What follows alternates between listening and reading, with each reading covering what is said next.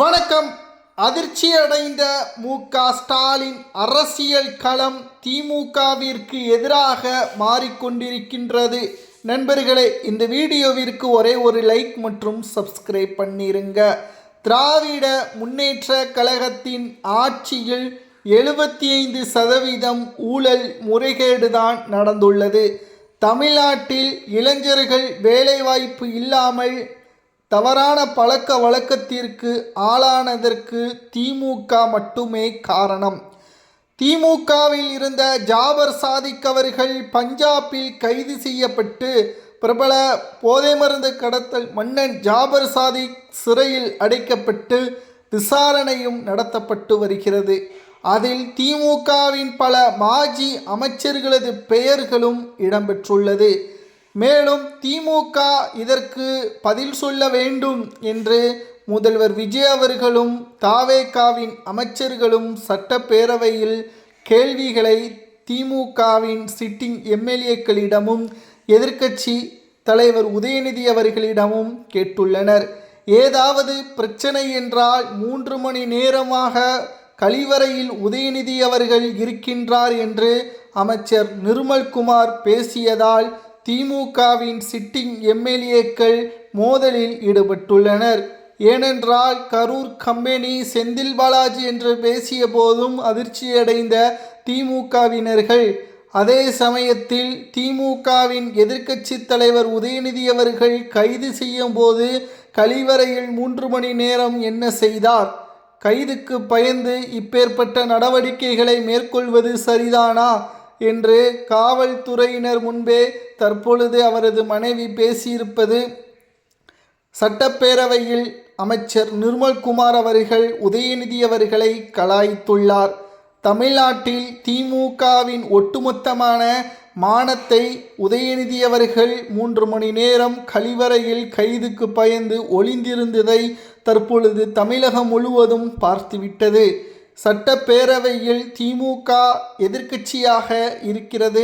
ஆளும் கட்சியே விமர்சனம் செய்ய முடியாமல் தனிமனித தாக்குதலை நடத்துவது ஏற்றுக்கொள்ள முடியாதது என்பதையும், இனி வரக்கூடிய அரசியல் களம் உள்ளாட்சி தேர்தல் முதல் நாடாளுமன்ற தேர்தல் வரை திமுக மீண்டும் ஆட்சி அமைக்காத முறை தமிழ்நாட்டில் வாக்குகள் அனைத்தும் திமுகவிற்கு எதிராகவே விழும். இந்த முறை எதிர்க்கட்சியாக திமுக இருக்கலாம். அடுத்த முறை எதிர்க்கட்சி அந்தஸ்தையும் திமுக இழந்து அதிமுக அந்த இடத்தை கைப்பற்றக்கூடிய சூழல் உருவாகும் என்பதை சட்டப்பேரவையிலேயே தாவேகாவின் அமைச்சர்கள் பேசியது மு.க.ஸ்டாலின் அவர்கள் வீட்டிலிருந்து நேரலையில் பார்த்தபொழுது கண் கலங்கிவிட்டார் என்ற செய்தியை தற்பொழுது நம்மால் பார்க்க முடிகிறது. அது மட்டுமல்ல, திமுகவின் மாஜி அமைச்சர்கள் பெயரில் இருக்கக்கூடிய அனைத்து வழக்குகளும் எம்எல்ஏ எம்பிக்களுக்கான சிறப்பு நீதிமன்றத்தில் உடனடியாக விசாரணையை குறுகிய காலத்தில் முடிக்க வேண்டும். இந்த விசாரணையின் ஒட்டுமொத்தமான ஆதாரங்கள் பாதிக்கப்பட்ட நபர்கள் எதிராக குற்றம் சாட்டப்பட்டவர்கள் மீது இருந்தால் அவர்கள் மீது உடனடியாக கைது நடவடிக்கையையும் மேற்கொள்ளலாம். திமுகவின் ஆட்சியில் எம்பி எம்எல்ஏக்கள் நீதிமன்றத்தில் யாரெல்லாம் வழக்குகள் இருக்கிறது என்று பார்த்தால் கே.என். நேரு, பொன்முடி, செந்தில் பாலாஜி, ஏவா வேலு, துரைமுருகன் இவர்களது பெயர்கள் முதலில் இடம்பெற்றுள்ளது என்ற தகவலும் வெளியாகியுள்ளது. தமிழ்நாட்டில் 75 ஆண்டு காலம் பாரம்பரியமிக்க கட்சி என்று பெருமைப்படுத்தி கொண்டிருந்த மு.க.ஸ்டாலின் அவர்கள் இனி ஒவ்வொரு தேர்தலிலும் திமுக டெபாசிட்டை இழக்கும். ஏன், எதற்கு என்ற கேள்விகளை நாம் கேட்கும் பொழுது, கூட்டணி இல்லாமல் திமுகவால் ஒரு இடங்களை கூட முழுவதுமாக கைப்பற்றுவதற்கான வாய்ப்புகளே கிடையாது. தமிழ்நாட்டில் திமுகவின் நிலைமை என்ன என்பது இனி வரக்கூடிய ஒவ்வொரு தேர்தல்களிலும் அவர்கள் தோல்வியடைந்து திமுகவின் மாஜி அமைச்சர்களும் எம்எல்ஏக்களும் திமுகவிலிருந்து ராஜினாமா செய்து தாவேகாவில் இணையக்கூடிய நிலைமையும் உருவாகும் என்ற தகவலும் தற்பொழுது கிடைக்கப்பெற்றுள்ளது.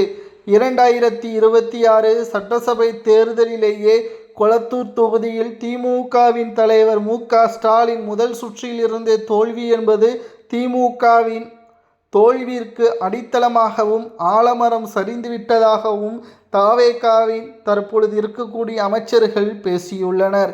சட்டப்பேரவையிலும் சரி, பொதுமக்கள் கூடக்கூடிய இடங்களிலும் சரி, திமுக பிரச்சாரங்களை மேற்கொண்டாலோ திமுகவின் பெருமைகளை பேசினாலோ மக்கள் இனியும் அவர்களை நம்ப மாட்டார்கள், ஏற்றுக்கொள்ள மாட்டார்கள்.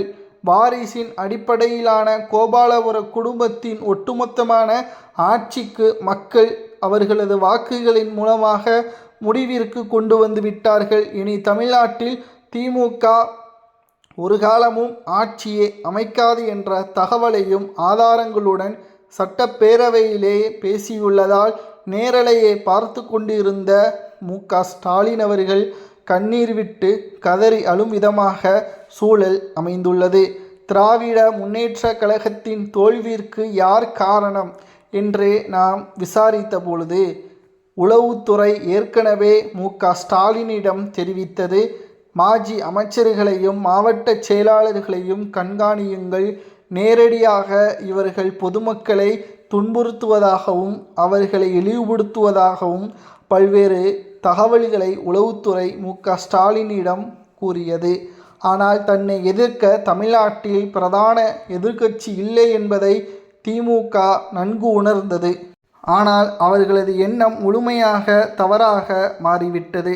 இதனால்தான் திமுக நடந்து முடிந்த சட்டப்பேரவை தேர்தலில் மிகப்பெரிய ஒரு தோல்வி தமிழ்நாட்டில் அகற்றக்கூடிய கட்சியாக உருமாறியுள்ளது. தமிழ்நாட்டில் ஒவ்வொரு தகவல்களும் இனி மு.க.ஸ்டாலின் அவர்கள் இந்தியாவை மாற்றக்கூடிய அதிகாரம் மு.க.ஸ்டாலினுக்குத்தான் இருக்கிறது என்ற வீரவசனம் எல்லாம் இனி கிடையாது. இனி திமுகவில் இருந்து எம்பியாகவோ எம்எல்ஏவாகவோ கவுன்சிலராகவோ வருவதற்கு கூட வாய்ப்புகள் இல்லை. 16 மேயர் பதவிகளில் அடுத்த ஒரு இடங்களை கூட கைப்பற்ற முடியாது.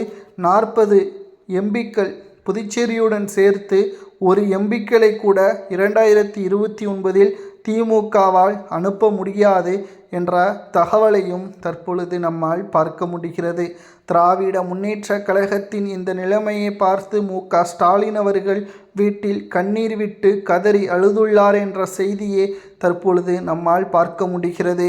அரசியல் களம் திமுகவிற்கு எதிராக மாறியுள்ளது. அதிர்ச்சியான செய்தியாக தற்பொழுது மு.க.ஸ்டாலினுக்கு வந்துள்ளது. இதை பற்றி உங்களது கருத்துக்களை மறக்காம கமெண்ட் வாயிலாக கூறுங்கள். நன்றி, வணக்கம்.